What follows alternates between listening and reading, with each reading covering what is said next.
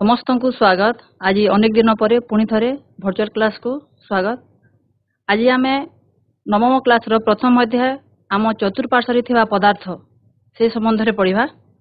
पदार्थ क्या कहुए, पदार्थ किपरि तैयारी होइछि, यार कणिका किपरि अछि, से सबु संबंध में आज आम पढ़ा।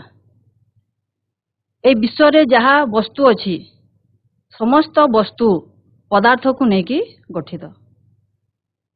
यह गोटे बही, यह मध्य एक वस्तु। ये वस्तु क्या लेकिन गठित, ए जो कागज है, कागज है गोटे पदार्थ, कागज को लेकिन बहीटी तैयारी। तो बही है गोटे वस्तु, कागज है गोटे पदार्थ। तो ये पदार्थ पुणी क्यों तैयारी, भिन्न भिन्न वैज्ञानिक माने भिन्न भिन्न मत देइछन्ति। तो आज आम से विषय पढ़ा जे पदार्थ केमिति तैयारी, काहाकु नेकी गठित, यार धर्म कौन, से संबंध में आज आम पढ़ा। तो विश्व रे जहाँ सब वस्तु अच्छी, सब वस्तु जो द्रव्य को लेकिन गढ़ा, से वैज्ञानिक माने पदार्थ नाम नामकरण करिसंति। आमे प्रश्वास रे जो वायु नेउछु, पशु पक्षी, खाद्य, पत्थर, उद्भिद, जलबिंदु, एपरिकी बालीर गोटे क्षुद्र कणिका मध्य पदार्थ रे तैयारी। तो ये जो पदार्थ, ये जो जलबिंदु है, बाली है, जहाँ भी है, ये सब पदार्थ किछि ना किछि से स्थान अधिकार करि एवं प्रत्येक पदार्थर किछि वस्तुत्व अछि। तो कहवा को गले प्रत्येक पदार्थर उभय वस्तुत्व और आयतन अछि। पिला माने ए पॉइंट गुडी को नोट करिवो। प्रत्येक पदार्थर उभय वस्तुत्व और आयतन रहिछि। तो भिन्न भिन्न वैज्ञानिक माने भिन्न भिन्न मत देले, तांको अनुसार से माने श्रेणी विभाग कले पदार्थ किपरि तैयारी होइछि, सेमानकर भिन्न भिन्न मत रहिला। तो प्रथम करी हमर प्राचीन भारतीय दार्शनिक मानक मतरे एई प्रत्येक वस्तु 5 गोटी तत्व को नेकी गठित।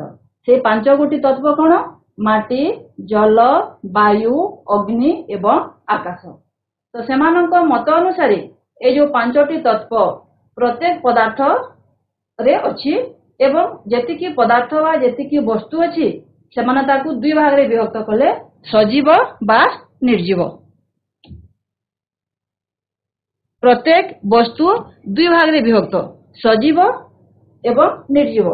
सजीव काहाकू कहागला, जो मानकर जीवन अछि सेमाने हेले सजीव एवं जहार जीवन नाही सेमाने हेले निर्जीव। यह हैला प्राचीन भारतीय दार्शनिक मानक मत। तापरे आधुनिक जुगर वैज्ञानिक माने सबु पदार्थ को सेमानकर भौतिक धर्म और रासायनिक धर्म अनुसार दुई भाग रे विभक्त करिसंति। तो आज आमे पदार्थर भौतिक धर्म विषय रे पढ़िबा। पदार्थर भौतिक धर्म कोन। तो प्रथम हैला जे प्रत्येक पदार्थ अनेक गुडे कणिका को नेकी गठित। वैज्ञानिक मानक मत हैला, केतेक वैज्ञानिक को मत हैला जे पदार्थ कणिका को नेकी गठित एवं केतेकंक मत हैला जे पदार्थ एक अविच्छिन्न धारा रे गठित। तो प्रथम आमे देखिबा जे पदार्थ एक अविच्छिन्न धारा द्वारा गठित किंबा पदार्थ कणिका को नेकी गठित। तो प्रथम हैला पदार्थ कणिका को नेकी गठित। तो सेमानक केतेकंक मतरे पदार्थ गुडी को अविच्छिन्न, जेपरि कि हैला काठ, काच, कागज इत्यादि। एवं केतेकंक मतरे पदार्थ गुडी को कणिका को नेकी गठित, जेपरि हैला बाली, चीनी एही परि भाबरे। तो आमे देखिबा गुटे हमर गुटे एक परीक्षा करिकि जे पदार्थ कणिका को नेकी गठित। आमे फास्ट कोन करिबा, गोटे बिकर रे पानी नै जिबा, जेतिकी पानी थिबो 100 ml पानी नै जिबा, सेथिरे आमे मार्क करि देबा 100 ml। तापर आमे कोन करिबा, सेथिरे लूण हेउ किंबा चीनी हो 1 चामच मिसेई कि आमे ताकू भलो भाबरे घांटी देबा। तापर देखो कौन होउछि, एटा 100 ml पानी नै हला। तापर आमे ताकू मार्क करि देबा, 1 चमच आमे लूण दे देला। लूण देला परे देखा गला जे पानी रो से जल स्तर ऊपर को उठिला नाही। जो 100 ml जल थिला सेतिकी 100 ml रो जल रहिला।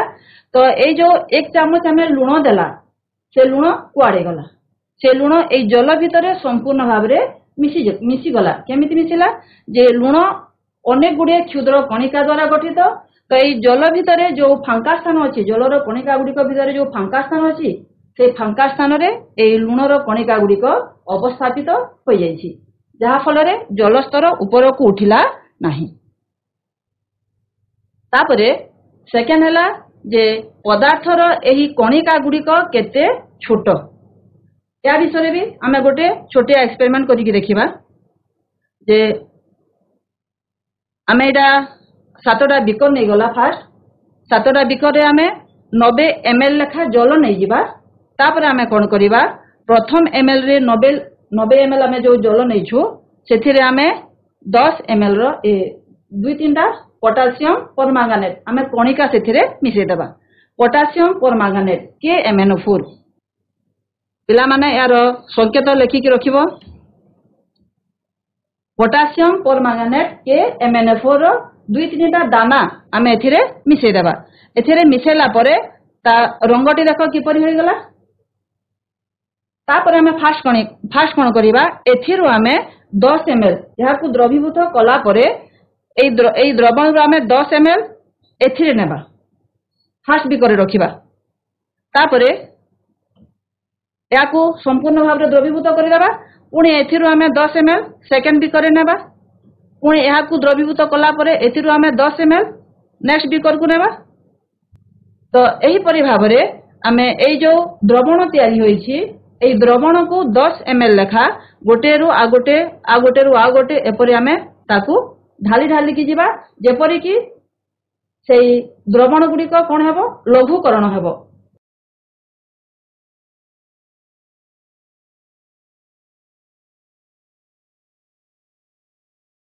प्रत्येक रु आम 10 ml आ गोटे आम ढाली ढाली जीवा।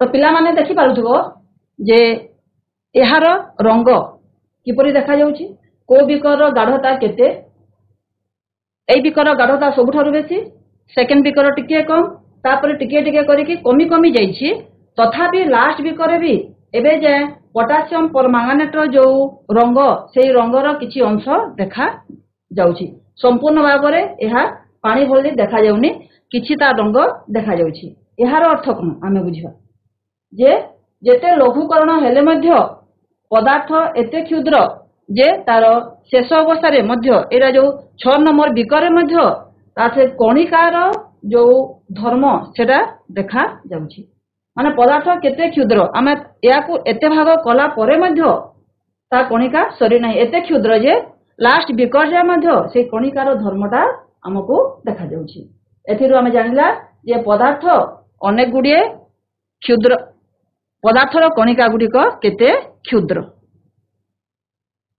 पदार्थर एई कणिका गुड़िक केते छोट एथिरु आमे जानि पारला एरा जो करा हितला से प्रैक्टिकलटा देखो जे प्रथमटा बेसी गाढ़ अछि तापर तार गाढ़ता कोन होछि धीरे धीरे कमी कमी की जाइछि तो एई जो गाढ़ता कमी कमी जिबा एथिरे आमे पानी मिसेइबा द्वारा एहार गाढ़ता कोन होछि कमी कमी जाइछि एहाकू कहा जाय लघुकरण पानी मिसेइबा द्वारा यार जो गाढ़ता कमे पदार्थ भितरे बा द्रवण भितरे ताकू कहा जाए से प्रक्रिया को कहा जाए लघुकरण जल मिसेवा द्वारा कोनोसी कणिकार कोनोसी द्रवणर रंग कौन हुए ता गाढ़ता कमी कमी जाए ता सांद्रता मध्य कमी कमी जाए ताकू कहा जाए लघुकरण।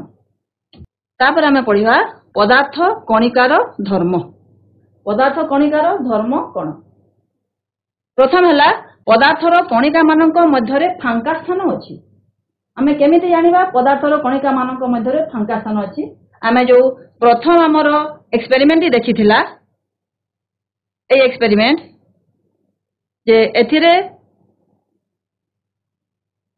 ए बिकरे बा ग्लास रे पानी निहाइछि एथिरे आमे मार्क करि देला 100 ml रो पानी निहाइछि आमे मार्क करि देबा एथिरे आमे लूण पकेइला परे ताकु ठीक भाबरे मिसे देबा लूण हो किंबा चीनी हो आमे एथिरे पकेइकि ताकु भलो हरे आमे घांटी देबा घांटीला परे मध्य देखा गला जे यार जलस्तर ऊपर को उठी नाही तो यार कणिका गुड़िक कुआड़े गला ए जो लूणर कणिका हला बा चीनीर कणिका हला से कणिका गुड़िक कुआड़े गला कणिका गुड़िक आमे फास्ट पढ़िला जे कणिका गुड़िक अत्यंत क्षुद्र तो ये जो चीनीर कणिका एवं लूणर कणिका ए सब कौन होइछि जे एई जल मध्यरे जो फांका स्थान अछि से फांका स्थान गुड़िक मध्यरे ताहा अवस्थापित हो जाइछि। जल मध्यरे पुणी फांका स्थान कौन जे प्रत्येक पदार्थ अनेक गुड़िए कणिका द्वारा तैयारी ताकू आमे अणु कहवा अणुरु अणु को पुणी आमे जदि भंगेइबा बा क्षुद्र करिबा सेतिरु कोन मिले परमाणु। तो से परमाणु परमाणु मानक मध्यरे फांका स्थान थाए जो फांका स्थान रे से चीनीर कणिका हला किंबा लुणर कणिका हला ता भितरे अवस्थापित हो जाए जहा फल रे कि जलस्तर ऊपर को आउ उठिला नाही एवं से फांका कणिका मानक मध्यरे से कठिन पदार्थर कणिका गुडी को अवस्थापित हो जाइछि। तो सेतुर हमें जानिला जे पदार्थर कणिका मानक मध्यरे फांका स्थान रहिछि। आमे सेही परि भाबरे लेंबु शरबत आमे तयारी करू। आमे एक ग्लास पानी रे आमे एक ग्लास गोटे ग्लास रे आमे पानी नेबा सेथिरे आमे जदि लेंबु रस दे देबा हेले मध्य तार जलस्तर बढ़े नाही। सेथिरे आमे चीनी दउ बा लुण दउ लेंबु दउ तथापि ता जलस्तर बढ़े नाही। ता कणिका गुडी को से जलर कणिका मानक मध्यरे अवस्थापित होई जाय। सेकेंड हला पदार्थर कणिका माने अनवरत गति करंती। एहा कोन अनवरत गति करंती माने से सबु बेले गति करूथांती। तो फास्ट हमें देखिबा जल सहित हमें नील मिसेइबा। एटा देखो गोटे जार रे पानी नेहाइछि आमे जो नील व्यवहार करू कोनोसी भी नील तमे नै पारो किंबा कोनोसी तमे रंग नै पारो ताकू 2 ड्रॉप सेथिरे पके देबो। पकेला परे कोन होय ता धीरे धीरे धीरे धीरे करिकि पानी रे मिलै जाय। तापरे तले किछि बसे आपुनी ता आपे आपे ता मिलै जाय। हमको आमे न मिलेले मते ता धीरे धीरे करिकि मिलै जाय। एटा उठे परीक्षा कराइछि देखो जे 2टा ग्लास रे पानी निहाइछि गोटे रे आमे एटा सही देला रंग देइछु आ गोटे रे आमे मधु पकेबा। मधु यहा मध्ये देखो ता सांद्रता बेसी हेले मध्ये यहा पानी रे धीरे धीरे करिकि मिल जाउछि।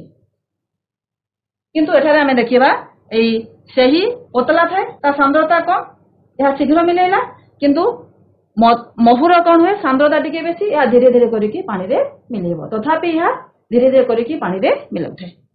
तो तरल पदार्थ यहा ए जो हमें नील देला बा मधु देला यहा कोन तरल पदार्थ। ए तरल पदार्थ मध्ये जल रे आपे आपे ताहा मिसी गला। तापरे तुम देखिथबो पूजा पूजा कले हम कोन करू धूपकाठी जलो। धूपकाठी आमे घर गोटे कोण रे जलेबा तथापि बाहर को हमको ता बासना आसी थाए हम पाखो को आसी थाए। एटा धूपकाठी जलाउछु देखो ता बासनाटा गोटे जगह रे रहेनी किबा ता धुआटा गोटे जगह रे रहेनी पूरा रूम सारा ताहा कोन हुए खेली हो जाइथे। ता तो कोन एटा गैस एहा मध्ये रूम रो चारियारे ताहा व्यापी थाए। तो एथि हमें जानिला जे एई तरल पदार्थ जल सहित नील मिसेबा एटा तरल पदार्थ मिसी गला या वायु धूपकाठी मध्ये कोन होइछे जे से रूम रो चारियारे ताहा व्यापी जाइछि हला। तो एथरो बे कोन जानिला जे एई पदार्थर कणिका माने अनवरत गति करंती। जदि हमें गोटे जगह रे ताकू रखि देबा तेबे ताहा रहिबोनी ता सब बेले गति करूथाय। तापरे एई जो हमें पढिला पदार्थर कणिका गुडी को अविरत गति करूथांती। तो ए गतिटा कहा ऊपर निर्भर करे। एई पदार्थर कणिका जो मिलाए ताहा जलर तापमात्रा ऊपर मध्ये निर्भर करिथाय। तो जलर तापमात्रा किपरि निर्भर करे ता पई हमें गोटे छोटिया परीक्षा करिछु। एते हमें कोन करिछु देखो जे दुईटा हमें बिकर नेबा गोटे बिकर रे हमें ठंडा पानी नेछु आ गोटे बिकर रे हमें कोन करिबा गरम पानी नेबा। दुईटा बिकर ने आइछि एथे ठंडा पानी ने आइछि एथे गरम पानी ने आइछि एवं पोटासियम परमांगानेट हमें उभय रे हमें तीनटा लेखा दाना हमें डाली देबा। भलो रे देखो पिला माने एइडा हला ठंडा पानी एइडा हला गरम पानी उभय रे हमें सेही पोटासियम परमांगानेट तीनटा चारटा लेखा हमें दाना हमें डालिछु। या धीरे धीरे देखो धीरे धीरे द्रवीभूत होउछि एवं एथिरे देखो जेतु गरम पानी दिया आइछि एथिरे कोन होइछि शीघ्र द्रवीभूत होउछि। एथिरे हमें कोन जानिला सेही दाना सेही पानी एटा केवल गरम पानी एटा ठंडा पानी एथिरे शीघ्र द्रवीभूत हला एथिरे धीरे धीरे द्रवीभूत होउछि। एथिरे हमें कोन जानिला जे निश्चित भाव रे गरम पानी रे বা ଗରମ ଜଳରେ ଶୀଘ୍ର ଦ୍ରବୀଭୂତ ହେଲା ଥଣ୍ଡା ଜଳ ଅପେକ୍ଷା। ତ ସ୍ଫଟିକ ମିଳିଯିବାର ହାର ଜଳର ତାପମାତ୍ରା ଉପରେ ନିର୍ଭର କରିଥାଏ। ଜଳର ତାପମାତ୍ରା ବେଶୀ ହେଲେ ସ୍ଫଟିକ ଶୀଘ୍ର ମିଳେଇବ, ଜଳର ତାପମାତ୍ରା କମ ହେଲେ ବା ଥଣ୍ଡା ହେଲେ ତାହା ମିଳେଇବା କ୍ଷମତା ଧୀରେ ଧୀରେ କମିଥାଏ। ତ ଏଥର ଆମେ ଜାଣିଲା ଯେ ପଦାର୍ଥର କଣିକା ଗୁଡ଼ିକ ଅବିରତ ଭାବରେ ଗତି କରିଥାନ୍ତି, ତେଣୁ ସେମାନଙ୍କର ଗତିଜ ଶକ୍ତି ଥାଏ। ଯିଏ ଗତି କରେ ତାର ଗତିଜ ଶକ୍ତି ଥାଏ। ତ ତାପମାତ୍ରା ବୃଦ୍ଧି ହେଲେ କଣ ହୁଏ ଯେ ସେ କଣିକା ଗୁଡ଼ିକର ଗତି ଆହୁରି ଦ୍ରୁତତର ହୋଇଯାଏ, ଯାହା ଫଳରେ କି ତାପ ପ୍ରୟୋଗ ଯୋଗୁଁ କଣିକା ଗୁଡ଼ିକର ଗତିଜ ଶକ୍ତିର ପରିମାଣ ବୃଦ୍ଧି ପାଏ। ଏହା ଆମେ ପରୀକ୍ଷା କରି କେବେ ଦେଖିଲା? ତ ପଦାର୍ଥର ଏହି କଣିକା ଗୁଡ଼ିକ ଆପେ ଆପେ ପରସ୍ପର ସହ ମିଶି ରହିଥାନ୍ତି ଏବଂ ଏହି ମିଶିବା ବେଳେ କଣିକା ମାନଙ୍କ ମଧ୍ୟରେ ଥିବା ଫାଙ୍କା ସ୍ଥାନ ମଧ୍ୟରେ ଅନ୍ୟ କଣିକା ମାନେ ଅବସ୍ଥାପିତ ହୋଇଥାନ୍ତି। କଣିକା ଗୁଡ଼ିକ ପରସ୍ପର ସହ ମିଶି ରହିଥାନ୍ତି ଏବଂ ଏହି ମିଶିଲା ବେଳେ କଣିକା ମାନଙ୍କ ମଧ୍ୟରେ ଯୋଉ ଫାଙ୍କା ସ୍ଥାନ ଥାଏ ସେ ଫାଙ୍କା ସ୍ଥାନ ମଧ୍ୟରେ ଅନ୍ୟ କଣିକା ମାନେ ମଧ୍ୟ ଅବସ୍ଥାପିତ ହୋଇଯାଆନ୍ତି। ତ ଏହି ଦୁଇଟି ଭିନ୍ନ ଭିନ୍ନ ପଦାର୍ଥ କଣିକା ଗୁଡ଼ିକର ଅନ୍ତଃମିଶ୍ରଣକୁ ବିସରଣ କୁହାଯାଏ। ଯେମିତି ଆମେ ପାଣିରେ ଆମେ କଣ ମିଶେଇଲା? ନୀଳ ମିଶେଇଦେଲା, ତାହା ଆପେ ଆପେ ମିଶିଗଲା। କେମିତି ମିଶିଲା? ସେ ନୀଳର ଯୋଉ କଣିକା ସେ ଜଳର ଯୋଉ କଣିକା ଥିଲା ଫାଙ୍କା ସ୍ଥାନ ଭିତରେ ତାହା ଆପେ ଆପେ ମିଶିଗଲା। ଆମେ ତାକୁ ମିଶେଇନୁ, ତାକୁ ଦେଇଦେଲା ପରେ ତାହା ସାଙ୍ଗେ ସାଙ୍ଗେ ବା ଆପେ ଆପେ ତାହା ମିଶି ଯାଇଛି। ତ ଏହି ଯୋଉ ଦୁଇଟି ଭିନ୍ନ ଭିନ୍ନ ପଦାର୍ଥ କଣିକା ଗୁଡ଼ିକର এই ଯୋଉ ଅନ୍ତଃମିଶ୍ରଣ ଆପେ ଆପେ ମିଶିବା, ତା ଭିତରେ ତା ଫାଙ୍କା ସ୍ଥାନରେ ଯୋଉ ଅବସ୍ଥାପିତ ହୋଇଗଲା ତାକୁ କୁହାଯାଏ ଅନ୍ତଃମିଶ୍ରଣ। ତ ସେଇ ଅନ୍ତଃମିଶ୍ରଣକୁ କୁହାଯାଏ ବିସରଣ ପ୍ରକ୍ରିୟା। ଦୁଇଟି ପଦାର୍ଥର କଣିକା ଗୁଡ଼ିକର ଅନ୍ତଃମିଶ୍ରଣକୁ କୁହାଯାଏ ବିସରଣ। ତ ତାପ ପ୍ରୟୋଗ ଦ୍ୱାରା ଏହି ବିସରଣ ପ୍ରକ୍ରିୟା ଦ୍ରୁତତର ହୋଇଥାଏ। ଆମେ ଯଦି ସେଇ ଦ୍ରବଣରେ ତାପ ପ୍ରୟୋଗ କରିବା ତାହେଲେ ତାହା ଏହି ବିସରଣ ପ୍ରକ୍ରିୟା ଆହୁରି ଦ୍ରୁତତର ହୋଇଥାଏ। ତାପରେ ଆମେ ପଢିବା ପଦାର୍ଥର କଣିକା ଗୁଡ଼ିକ ପରସ୍ପରକୁ ଆକର୍ଷଣ କରନ୍ତି। ପଦାର୍ଥର କଣିକା ପୁଣି ପରସ୍ପରକୁ କିପରି ଆକର୍ଷଣ କରେ? ତ ଆଉ ଦୁଇଟା ଫଟୋ ଆମେ ଏଥିରେ ଦେଇପାରିନୁ। ତ ଦେଖ, ପିଲାମାନେ ତମେ ସାଙ୍ଗସାଥି ହେଇକି କ୍ଲାସ ଭିତରେ ବା ଘରେ ମଧ୍ୟ ଖେଳୁଥାଅ। ତ ତିନିଟା ଗ୍ରୁପ ଆମେ କରିଦେବା। ତିନିଟା ଗ୍ରୁପରୁ ପ୍ରଥମ ଗ୍ରୁପ କଣ କରିବେ? ଏମିତି ଆଙ୍ଗୁଠି ଧରିକି ସେମାନେ ଠିଆ ହେବେ, ଖାଲି ଆଙ୍ଗୁଠି ଏମିତି ଧରିକି ଠିଆ ହେବେ ପରସ୍ପର। ଦ୍ୱିତୀୟ ଗ୍ରୁପ କଣ କରିବେ? ହାତ ଧରିକି ଠିଆ ହେବେ, ଏମିତି ହାତ ଧରା ଧରି ହେଇକି ଠିଆ ହେବେ।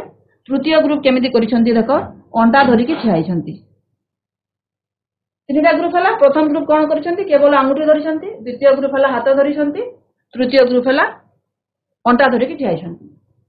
ଏବେ କହ ଯେ କେଉଁ ଗ୍ରୁପର ପିଲାମାନଙ୍କୁ ସହଜରେ ଭଙ୍ଗେଇବା ଆମ ପାଇଁ ସହଜ ହେବ? ନିଶ୍ଚିତ ଭାବରେ ପ୍ରଥମ ଗ୍ରୁପର ପିଲାମାନଙ୍କୁ ଯିଏ ଅଙ୍ଗୁଳି ଧରିକି ଠିଆ ହେଇଛି, ଏମାନଙ୍କୁ ଅଲଗା କରିବା ବା ଭଙ୍ଗେଇବା ସବୁଠାରୁ ସହଜ ହେବ।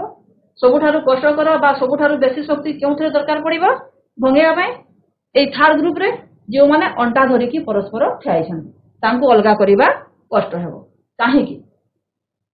ଯେ ଏମାନଙ୍କୁ ଅଲଗା କରିବା କାହିଁକି କଷ୍ଟ ହେବ ଆଉ ଯିଏ ଅଙ୍ଗୁଳି ଧରିକି ଠିଆ ହେଇଛି ସେମାନଙ୍କୁ କାହିଁକି ସହଜ ହେଲା? ଆମ ପାର୍ଶ୍ୱରେ ଯେ এইটা ହେଲା କମ ଅଂଶ ସ୍ପର୍ଶ କରିଛି। এই ଦୁଇଟି ଅଙ୍ଗୁଠି ଯଦି ଧରିକି ଠିଆ ହେବେ ଏମାନେ କମ ଅଂଶ ସ୍ପର୍ଶ କରିଛି, ଏଇଟା ଟିକେ ବେଶୀ, ଆଉ ଅଣ୍ଟା ଧରିକି ଠିଆ ହେବାଟା ସବୁଠାରୁ ବେଶୀ। ମାନେ ଏମାନଙ୍କ ମଧ୍ୟରେ ଆକର୍ଷଣ ବଳଟା ବେଶୀ ଅଛି। ପରସ୍ପର ଭିତରେ ଆକର୍ଷଣ ବଳ ବେଶୀ ଅଛି। ତାପରେ ଟିକେ କମ, ଅଙ୍ଗୁଠି ଧରିକି ଠିଆ ହେବାଟା ଆହୁରି କମ। ଏମାନଙ୍କ ମଧ୍ୟରେ ଆକର୍ଷଣ ବଳଟା ବହୁତ କମ, ଯାହା ଫଳରେ କି ଅଙ୍ଗୁଳି ଧରିକି ଯେ ଠିଆ ହେଇଛି ତାକୁ ଭଙ୍ଗେଇବା ଆମ ପକ୍ଷରେ ସହଜ ହେବ। ଏଠି ଦେଖିବା ଆମେ ଯେ এই ତିନୋଟି ଯାକ ହେଲା କଠିନ ପଦାର୍ଥ। ଏଟା ହେଲା ଗୋଟେ ଲୁହାର ରଡ୍, ଚକ୍ ଖଣ୍ଡେ, ଏଇଟା ହେଲା ରବର ବ୍ୟାଣ୍ଡ। ତିନୋଟି ଯାକ ହେଲା କଠିନ ପଦାର୍ଥ। এই ତିନୋଟି କଠିନ ପଦାର୍ଥ ଭିତରୁ ଆମକୁ କାହାକୁ ଭଙ୍ଗେଇବା ସହଜ ହେବ? ନିଶ୍ଚିତ ଭାବରେ ଚକ୍ କୁ ଭଙ୍ଗେଇବା ସହଜ ହେବ। ଏହା ଲୁହା କଣ୍ଟା ବା ଲୁହାର, ଏହାକୁ ଭଙ୍ଗେଇବା ଆମ ପକ୍ଷରେ ସହଜ ହେବ ନାହିଁ। କାହିଁକି? ତିନୋଟି ଯାକ ତ କଠିନ ପଦାର୍ଥ, ଏହାକୁ କାହିଁକି ବେଶୀ କଷ୍ଟ ହେବ? କାରଣ ହେଲା ନିଶ୍ଚିତ ଭାବରେ ଯେ ଏଠି ଏଇ ଲୁହା ରଡ୍ ଯେଉଁ କଣିକାରେ ତିଆରି, সেই କଣିକା ମାନଙ୍କ ମଧ୍ୟରେ ଆକର୍ଷଣ ଶକ୍ତି ସବୁଠାରୁ ବେଶୀ। ତାପରେ ଏହା ମାନେ ଏଥିରେ ଯୋଉ କଣିକା ଅଛି ଏହାର ଆକର୍ଷଣ ଶକ୍ତି ନିଶ୍ଚିତ ଭାବରେ କମ, ଯାହା ଫଳରେ କି ଏହାକୁ ଭଙ୍ଗେଇବା ଆମ ପକ୍ଷରେ ସହଜ ହେବ। ଏବଂ ରବର ଏହାକୁ ମଧ୍ୟ ଆମେ ସହଜରେ ଛିଣ୍ଡେଇ ପାରିବା, ତାକୁ ମଧ୍ୟ ଆମେ ଟାଣିକି ଛିଣ୍ଡେଇ ପାରିବା। ତ ଏମାନଙ୍କ ଏଥିରେ ଥିବା ଯୋଉ କଣିକା ମାନଙ୍କର ଆକର୍ଷଣ ବଳ କମ ଅଛି। ତ କଠିନ ପଦାର୍ଥ ହେଲେ ମଧ୍ୟ କଣିକା ମାନଙ୍କ ମଧ୍ୟରେ ଥିବା ଆକର୍ଷଣ ବଳର ସାମର୍ଥ୍ୟ ଭିନ୍ନ ଭିନ୍ନ ପଦାର୍ଥରେ ଭିନ୍ନ ଭିନ୍ନ ହୋଇଥାଏ। এই କଣିକା ମାନଙ୍କ ମଧ୍ୟରେ ଆକର୍ଷଣ ବଳ ସବୁ ପଦାର୍ଥରେ ସମାନ ରହେ ନାହିଁ, ପଦାର୍ଥ ମାନଙ୍କ ମଧ୍ୟରେ ଏହା ଭିନ୍ନ ଭିନ୍ନ ହୋଇଥାଏ।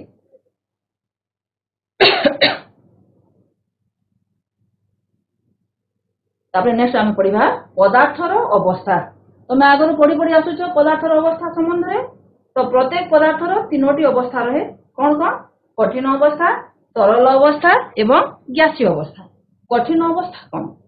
ଏହା ହେଲା ଦେଖାଯାଉଛି, ଏହା ହେଲା ଇଟା, ଏଟା ଗୋଟେ ବହି, ଏଟା ହେଲା ଚକ, ତିନୋଟି ଯାକ ହେଲା କଠିନ ପଦାର୍ଥ। ଏହାକୁ ଆମେ ଯେତେବେଳେ ରଖିଛୁ କୌଣସି ଜାଗାରେ ଆମେ ରଖିବା, ଏ କଣ କରେ? ସେ ନିର୍ଦ୍ଦିଷ୍ଟ ସ୍ଥାନ ଅଧିକାର କରେ। ଦେଖ ସବୁ ଗୁଡାକ ସେ କିଛି ସ୍ଥାନ ଅଧିକାର କରିଛି। ଏମାନଙ୍କର କିଛି ବସ୍ତୁତ୍ୱ ମଧ୍ୟ ଅଛି।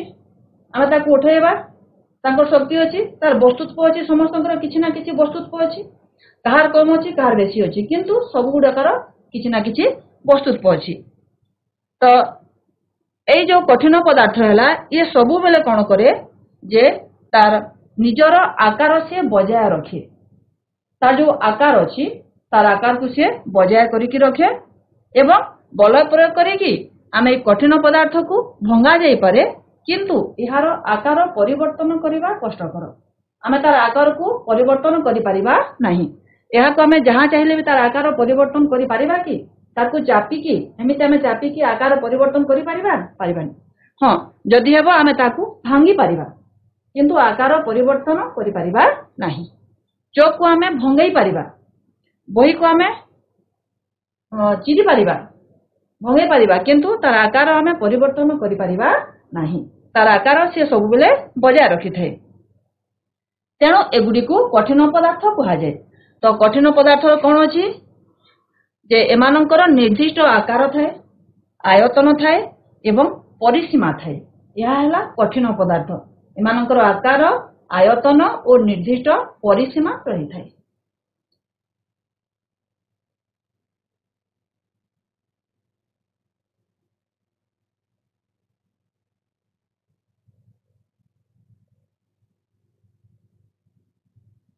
ତ ଆମେ ପଢିଲା ଫାଷ୍ଟ ଯେ ପଦାର୍ଥ କଣ ଅଛି? ଆକାର, ଆୟତନ ଏବଂ ପରିସୀମା। କଠିନ ପଦାର୍ଥର ଆକାର, ଆୟତନ, ପରିସୀମା। ଯଦି ଆମକୁ କୁହାଗଲା ଯେ ଆକାର, ଆୟତନ ଏବଂ ପରିସୀମା ରହେ, ହେଲେ ରବର ବ୍ୟାଣ୍ଡ ଗୋଟିଏ କଠିନ ପଦାର୍ଥ ହେବ କି ନାହିଁ? ଏହାକୁ ଯଦି ଆମେ ଟାଣିଦେବା, ବଳ ପ୍ରୟୋଗ କରିବା, ହେଲେ କଣ ହେବ? ଲମ୍ବିଯାଏ, ତାର ଆକାର ତ ପରିବର୍ତ୍ତନ ହୋଇଗଲା। କିନ୍ତୁ ଯଦି ଆମେ ତାକୁ ଛାଡିଦେବା, ହେଲେ ପୁଣି କଣ ହୁଏ? ତା ପୂର୍ବ ଅବସ୍ଥାକୁ ସିଏ ଫେରିଆସେ। ସେଥିପାଇଁ ଏହା ଏକ କଠିନ ପଦାର୍ଥ ହେବ। ତାପରେ ଲୁଣ ବା ଚିନି କୁହାଗଲା ଯେ କଠିନ ପଦାର୍ଥର ନିର୍ଦ୍ଦିଷ୍ଟ ଆକାର, କିନ୍ତୁ ଲୁଣ ବା ଚିନି ଯୋଉଟା କ୍ଷୁଦ୍ର ଦାନାରେ ତିଆରି ହୋଇଥାଏ, ଆମେ ତାକୁ ଯେଉଁ ପଦାର୍ଥରେ, ଯେଉଁ ବସ୍ତୁରେ ରଖିବା, ସେ ସେଇ ପଦାର୍ଥର ଆକାର ଧାରଣ କରିଥାଏ। ଆମେ ତାକୁ ଯଦି ଏଟା ଗୋଟେ ବାଉଲରେ ରଖିଦେଇଛୁ, ଏ ବାଉଲର ଆକାର ଧାରଣ କଲା। ଏଟା ଗୋଟେ ଜାର, ଆମେ ଜାରରେ ରଖିଲେ ଜାର ଆକାର ଧାରଣ କରେ। ହେଲେ ଏହା କିପରି ଏକ କଠିନ ପଦାର୍ଥ ହେଲା? ଯେ ଆମେ ଯଦି ଏଥିରୁ ଉଠେଇବା ଚିନି ଦାନାକୁ କିମ୍ବା ଲୁଣ ଦାନାକୁ, ତାର ଆକାର ଆମେ ପରିବର୍ତ୍ତନ କରିପାରିବା କି? କରିପାରିବା ନାହିଁ। এই ଯୋଉ ଚିନି ବା ଯୋଉ ଲୁଣ ଯୋଉ କ୍ଷୁଦ୍ର କ୍ଷୁଦ୍ର ଦାନାରେ ତିଆରି ହୋଇଛି, କ୍ଷୁଦ୍ର କଣିକାରେ ତିଆରି ହୋଇଛି, ତାର ଆକାର ତ ଆମେ ପରିବର୍ତ୍ତନ କରିପାରିବାନି। ଏହା ଯେହେତୁ କ୍ଷୁଦ୍ର, ଆମେ ତାକୁ ଯୋଉଥିରେ ରଖିବା ସେ ତାର ଆକାର ଧାରଣ କରେ, କିନ୍ତୁ ଗୋଟେ କ୍ଷୁଦ୍ର କଣିକାର ଆକାର ଆମେ ପରିବର୍ତ୍ତନ କରିପାରିବା ନାହିଁ। ତେଣୁ ଏହା ମଧ୍ୟ ହେଲା ଏକ କଠିନ ପଦାର୍ଥ। ତାପରେ ସ୍ପଞ୍ଜ। ସ୍ପଞ୍ଜକୁ ଆମେ ଦାବିଦେଲେ ବା ଚାପିଦେଲେ ସେ କଣ ହୋଇଯାଏ? ତାର ଆକାର ପରିବର୍ତ୍ତନ କରେ। ତ ଏହା କଠିନ ହେବ କି ନାହିଁ? ଯେ ଏଇ ସ୍ପଞ୍ଜରେ, ତମେ ସ୍ପଞ୍ଜ ଦେଖିଥିବ ସବୁ ଜାଗାରେ, ଏଇ ସ୍ପଞ୍ଜରେ ଅନେକ ଗୁଡ଼ିଏ କ୍ଷୁଦ୍ର ଛିଦ୍ର ଥାଏ, ଯୋଉଥିରେ କି ଯୋଉ ଛିଦ୍ରରେ ବାୟୁ ଭର୍ତ୍ତି କରିକି ରହିଥାଏ। ଯଦି ଆମେ ତାକୁ ଚାପିଦେବା, ଆମେ ଯେତେବେଳେ ସ୍ପଞ୍ଜକୁ ଆମେ ଚାପିଦେବା, ସେଥିରେ ଥିବା ବାୟୁ କଣ ହୁଏ? ବାହାରିଯାଏ। ବାହାରି ଗଲା ପରେ ତାହା କଣ ହୁଏ? संकुचित हो जाए स्पंज पुणी ताकू जदि आम छाड़ीदेवा वायु पुणी भर्ती हो ता पुणी पूर्वावस्था को फेरी आसी तो ता मध्य हला एक प्रकार स्पंज मध्य हला गोटे कठिन पदार्थ। तापरे पदार्थर तरल अवस्था तरल पदार्थर निर्दिष्ट आकार नहीं किंतु यार निर्दिष्ट आयतन रही जो पात्र रे रहे सी सही पात्रर आकार धारण करिथाय तार आकार निर्दिष्ट नहीं आमे ताकू ग्लास रे रखिबा से ग्लास परि हबो गोटे थाली रे रखिबा थाली परि हबो बाल्टी रे रखिबा बाल्टी परि हबो तार निजर आकार नहीं से जो पात्र रे रहे ता आकार धारण करिथाय एवं ताहा प्रवाहित हुए तरल पदार्थ कौन हुए प्रवाहित हुए आकार मध्य बदलाई थाए यह कठिन पदार्थ परि दृढ़ नुहे एवं तरल पदार्थ सहज रे बही जाई पारे गोटे जगार आ गोटे जगह को तरल पदार्थ बही की जाए से तरल पदार्थ को कौन कहा जाए प्रवाह एटा पिला माने क्वेश्चन आसे तरल पदार्थ को कहीं प्रवाह कहा जाए बा कहा को प्रवाह कहा जाए तो तरल पदार्थ को कौन कहा जाए प्रवाह प्रवाह माने प्रवाहित हेबा से हिसाब रु तार नाम दिया जायछि प्रवाह माने गोटे जगार आ गोटे जगह को से सहज रे बही जाई पारे सेति तरल पदार्थ को प्रवाह बोली मध्य कहा जाए एटा सब नोट करके रख।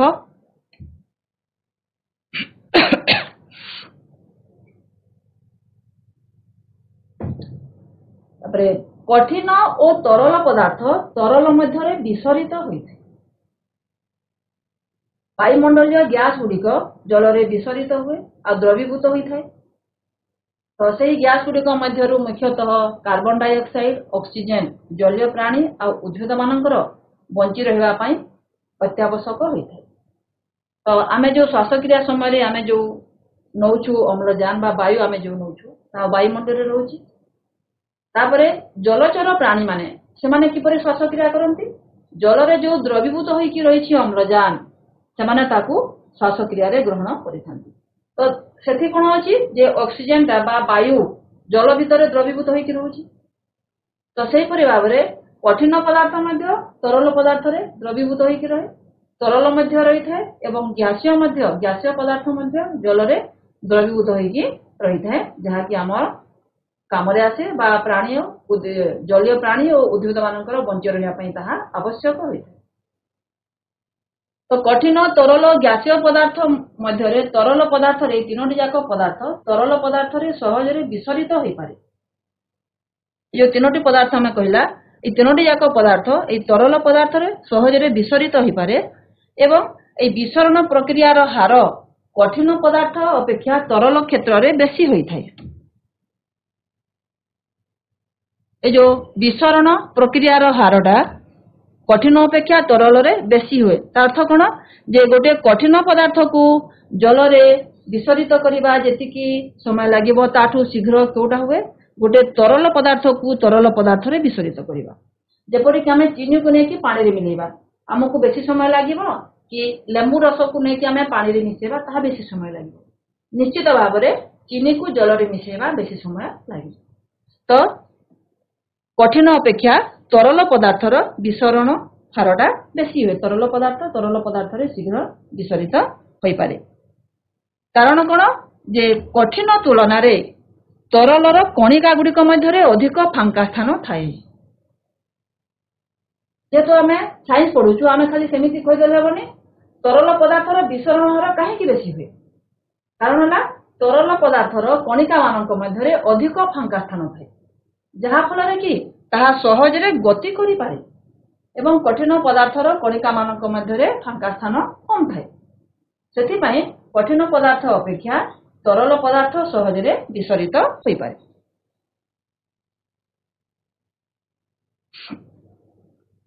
तापरे आसिला गैसीय पदार्थ बा गैसीय अवस्था गैसीय पदार्थर निर्दिष्ट आकार आयतन नाही यार आकार भी नहीं निर्दिष्ट किंबा आयतन भी निर्दिष्ट नहीं किंतु वस्तुत्व अछि नोट करो किंतु वस्तुत्व अछि कठिन पदार्थर आकार अछि आयतन अछि वस्तुत्व अछि तरल पदार्थर आकार नहीं आयतन अछि वस्तुत्व अछि हेले ग्यासीय पदार्थर आकार एवं आयतन नाही, केवल कौन अच्छी वस्तुत्व अच्छी। एवं चाप प्रयोग करने द्वारा यह ग्यासीय पदार्थ गुड़िक कठिन और तरल पदार्थ तुलन में सहजरे अधिक संकुचित होता। आम जिते चाप प्रयोग करवा से ग्यासीय पदार्थ शीघ्र बा अधिक संकुचित हो पारे। कठिन तरल पदार्थ को आम बेसी मात्रा रे संकुचित करिपारिबा नहीं, किंतु ग्यासीय पदार्थ को आम बेसी मात्रा रे संकुचित करिपारिबा। या पय गोटे आम परीक्षा देख, तुम मैंने देखिथिबो से जो इंजेक्शन दिया हुए हॉस्पिटल मानकरे, एडा तीनोटी इंजेक्शन नियाइछि। एडा तार पिस्टन, तीनोटी पिस्टन आम कोन करिबा, तीनोटी याक पिस्टन को आम काढी देबा। तो पिस्टन काढिला परे एथिरे कोन अछि, केवल वायु अछि। एथिरे कोन अछि, एथिरे आम कोन करिबा, जल भरि देबा। एथिरे जल भरि देबा, एथिरे आम कोन करिबा, गोटे चॉक खंडे आम भरि देबा। तापर आम पिस्टन को लगे कि आम ताकू दाबिबा। कोडा सहज रे आम दाबी परिबा, एथिरे वायु अछि माने खाली अछि, एडा जल अछि, एथिरे चॉक अछि। आम ऊपर पुणी पिस्टन लगे कि आम ताकू दाबिबा। निश्चित भाव में आमको जो थिरे वायु अछि ताकू आमको दाबिबा सहज हेबो। तापरे जल, तापरे कठिन। एते जो चॉक रखा हैछि से पिस्टन को दाबिबा आम पई कष्टकर हेबो। माने एतो हम कोन जानला, ए जो कठिन पदार्थ ताकू भंगेबा बा चाप देबा आम पई कष्टकर हेबो, किंतु वायु को आम शीघ्र चापी परिबा। तो चाप प्रयोग द्वारा ग्यासीय पदार्थ गुड़िक कठिन और तरल तुलन में अधिक संकुचित होता। तो रोषई पाई जो आम व्यवहार करा जाए एलपीजी गैस, देखी तो से सिलिंडर मान जो भर्ती करा जाए लिक्विफाइड पेट्रोलियम गैस, एलपीजी रो पूरा नाम है लिक्विफाइड पेट्रोलियम गैस। तो सही गैस ताहा तरलीकृत अवस्था रे रही, से गैस किपरि थाए, तरल होई कि रही। ताकू केमिति रखा जाए, जे अधिक चाप प्रयोग करिकी से गैस को तरलीकृत करा जाए। तापरे सिलिंडर मानक मध्य ताकू भर्ती करा जाए। तापरे डाक्तरखाना मानकरे रोगी मानक जो दिया जाए ऑक्सीजन, ताहा मध्य संपीड़ित करिकी ऑक्सीजन सिलिंडर मानकरे ताहा भर्ती करा जाए। तापरे कार, ऑटो रिक्शा ए जान मानकरे जो गैस संपीड़ित करा जाए सीएनजी गैस, ताकू कहा जाए सीएनजी कंप्रेस्ड नेचुरल गैस। से गैस को ईंधन भाव में व्यवहार करा जाए, ताकू मध्य चाप देकी संपीड़न करिकी तरलीकृत करा जाए एवं छोट छोट सिलिंडर रे ताकू भर्ती करा जाए, जहाँकि नेबा आनिबारे मध्य सहज हुए।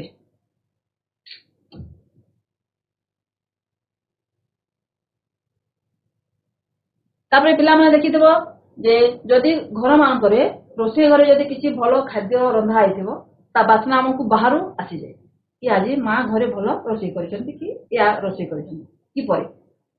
ते रोषे घर तो गोटे कोणा रे थिबो, आमको घर सामना रे मध्य ता स्मेल टी आसी जाए, बास्ना आसी जाए। कहीं से जो रंधा आइथिबो से बास्ना रो कणिका आम पाखे किपरि पहुंचे, वायु रो कणिका मानक सहित मिसिकी ताहा गति करी चारिआडे व्यापी जाए, जहा फल कि से गरम खाद्यर बास्ना शीघ्र आम पाखरे पहुंची जाए। जदि से खाद्यटा ठंडा हो जाइथिबो ता बास्ना एते शीघ्र आम पाखरे पहुंची पारिबो नाही। गरम थिबा खाद्यर बास्ना शीघ्र आम पाखरे पहुंची पारिबो। कारण कोन, कठिन और तरल पदार्थर विसरण हार ठारू ग्यासीय पदार्थर विसरण हार यथेष्ट अधिक होता है। एटा मन रखिबो, कठिन तरल पदार्थ अपेक्षा ग्यासीय पदार्थर विसरण हार बेसी होता है। गैस अणु मानकर द्रुत वेग और अणु मानक मध्य थिबा अधिक फांका स्थान जोगु गैस विसरण अन्य गैस मानक मध्य अति शीघ्र होता है। तो या हला हमर पदार्थर जो तीनोटी अवस्था सेथिरे थिबा कणिका मानकर। तो यह हला ग्यासीय पदार्थ। ग्यासीय पदार्थ मध्य कणिका गुड़िक एपरी भाव में थाए, या मध्य एपरी फांका स्थान रही थाए। तापरे आसिला टिके कम तरल पदार्थ रे, तापरे आसिला कठिन पदार्थ। ए कठिन पदार्थ मध्य कणिका माने परस्पर आकर्षण करिकी रहिथांती, एमानकर आकर्षण शक्ति बेसी थाए। देख या भितरे तार फांका स्थान बहुत कम, ग्यासीय पदार्थ रे फांका स्थान सबुठारु बेसी। तो सेथि पई ए ग्यासीय अवस्था रे अणुगुड़िक द्रुत बेग रे एणे तेणे अनियमित भाव में घुरु थांती। तो तो अणुगुड़िकर एही गति जोगु सेमाने निज निज मध्यरे ओ धारक पात्रर कांथरे बाड़ी हुअंती एवं कांथ उपरे एमाने कोन करंती बल प्रयोग करंती। तो ग्यासीय अणुमानक द्वारा धारक कांथर प्रति एकक क्षेत्रफल उपरे कार्य करुवा बल को गैस चाप कह जाए। आमे गैस को जो पात्र रे रखिबा तार कणिका कौन करे अणु एने अनियमित भाव में से घूरी बुले तो से कांथर क्षेत्रफल उपरे से जो बल प्रयोग करिवो एकक क्षेत्रफल उपरे करुवा बल को से गैस कौन कह जाए चाप। तो आमे कौन बुझिला जे पदार्थर तीनोटी अवस्था कठिन तरल गैसीय गैसीय गैसीय कणिका मानक मध्य फांकासन बेसी तापरे तरल तापरे कठिन पदार्थर कणिका मानक मध्य बहुत कम फांकासन थाए। तो सेति पई गैसीय पदार्थ शीघ्र विसरित होई थाए अन्य पदार्थ तुलन में। तो पिला माने चलो अभी आमे टिके प्रश्नोत्तर आलोचना करिबा। केउंटी पंचतत्वर अंश नुहे आमे पढ़िला ना पांचटी तत्व को नै कि पदार्थ तैयारी। तो केउंटी पंचतत्वर अंश नुहे माटी जल अग्नि चंद्र। Very good. निम्नोक्त कहा मध्यरे गैस रो विसरण अधिक हेबो। गैस रो विसरण कहा मध्यरे सबुठारु बेसी लुहा वायु जल बरफ। लुहा वायु जल बरफ। तीसरा गैस है वायु। वेरी गुड वायु। वेरी गुड बस। थर्ड निम्नस्थ मध्यरु केउटी एक कठिन पदार्थ नुहे स्पंज रबर बैंड पारद चीनी। केउटी एक कठिन पदार्थ नुहे पारद। वेरी गुड पारद। Very good. निम्नलिखित मध्यरु केउटी एक पदार्थ नुहे काठ वायु गंध जल। केउटी एक पदार्थ नुहे गंध गंध। वेरी गुड गंध।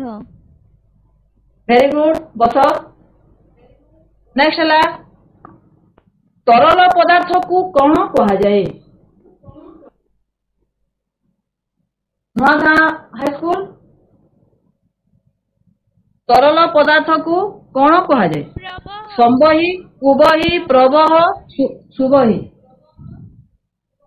कौन कहा जाए प्रवह। प्रवह प्रवह से सहजरे प्रवाहित हुए बही जाई पारे तरल पदार्थ सहजरे बही जाई पारे सेति पई ताकू कहा जाए प्रवह। हमर स्कूल देखा है government school Jaipur government school Jaipur. 6 number रोसई पई व्यवहृत पेट्रोलियम गैस केउ अवस्था रे थाई। रोसई करिया पई जो पेट्रोलियम गैस करा जाए तरल तरल तरल। Very good. अच्छा जदि ताकू गैसीय अवस्था रे थांता कोन कोन होंता ये कोई परिबो जो सिलिंडर रे तरल अवस्था रे जो गैस को भर्ती करा जाए जदि सेटा तरल न होई कि जदि गैसीय अवस्था रे रहंता कोन होंता ताहा शीघ्र उड़ी जानता ता शीघ्र सरी जानता। हमें थोड़े रोसई शीघ्र सरी जानता। वेरी गुड बसो सरी जानता। वेरी गुड बसो। 7 नंबर भारतीय दार्शनिक मानक मतरे प्रत्येक पदार्थ केतोटी मौलिक को नहीं गठित।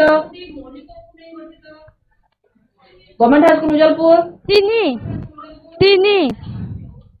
भारतीय दार्शनिक मानक मतरे प्रत्येक पदार्थ केतोटी मौलिक तत्व को नहीं गठित। आई भूल